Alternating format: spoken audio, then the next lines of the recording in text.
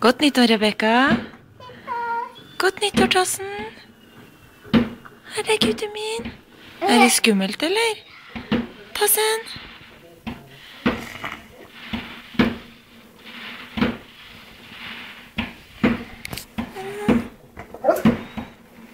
Mamma, det er bare 2 filmer sammen, så begynner ikke voksen-TV.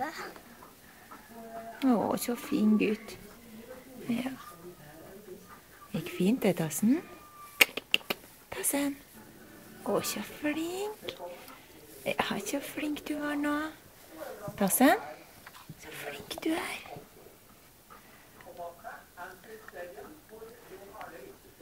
Godt nyttår, sjuklingen. Godt nyttår.